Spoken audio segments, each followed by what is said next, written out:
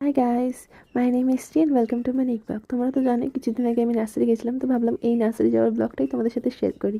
সেরকম কিছুই না, তো সকালে উঠেই আমি আগে বিছানা চাদর চেঞ্জ করে নিয়েছিলাম। তারপরে আমি আমার বাড়ির যত যাবতীয় কাজ আছে রান্নাবান্না থেকে সব করে নিলাম। তারপরে আবার বাবা মাছ নিয়ে এসেছিলো, তাই আবার রান্না করলাম। রান্না করে চান করে পুজো দিয়ে খাওয়া দাওয়া করে তারপরে আমি আর আমার ভাই বেরিয়ে পড়েছিলাম নার্সারি যাওয়ার উদ্দেশ্যে। যেহেতু ওয়েদারটা খুব মেঘলা মেঘলা ছিল, তাই ভাবলাম যে না, একটু নার্সারি গিয়ে ঘুরে আসি। এখন আমাদের কাছে টাকা থাকে না, তখনও আমরা গাছ দেখতে যাই মাঝে মাঝে।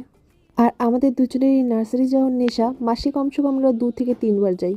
এত ভালো লাগে আমাদের নার্সারি যেতে। হ্যাঁ, নার্সারিতে গিয়ে আমরা অত বেশি গাছ যেতে পারি না, কিন্তু দেখতে ভালো লাগে যে নতুন নতুন কালেকশন লাগিয়েছে গাছের, নতুন নতুন ভ্যারাইটি এসেছে। এই যেমন এই ভ্যারাইটিটা নতুন পুর্তলিকা আমার খুব ভালো লেগেছিলো, তাই আমি নিয়েছিলাম এটা।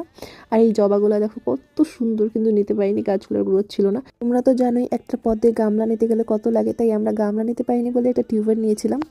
একটা না, দুটোই নিয়েছিলাম। আর এখানে আমি গোলাপ নিব ভেবেছিলাম, কিন্তু এই লাল গোলাপটা খুব সুন্দর ছিল, কিন্তু লাল গোলাপটার দাম এত বেশি ছিল তাই নিতে পারিনি। আর একটা গোলাপি গোলাপ নিয়েছিলাম। আর এই যে দেখছো ফুলগুলো, এই ফুলগুলো এত মিষ্টি লাগছিল, মানে খুব সুন্দর লাগছিল দেখতে, তাই ভাবলাম একটু এখানে ভিডিও করি এই কটা গাছই আমরা নিয়েছিলাম, কারণ বেশি টাকা ছিল না। এই তো ছিল আমার নার্সারি ব্লগ। তোমাদের কেমন লেগেছে অবশ্যই বলো।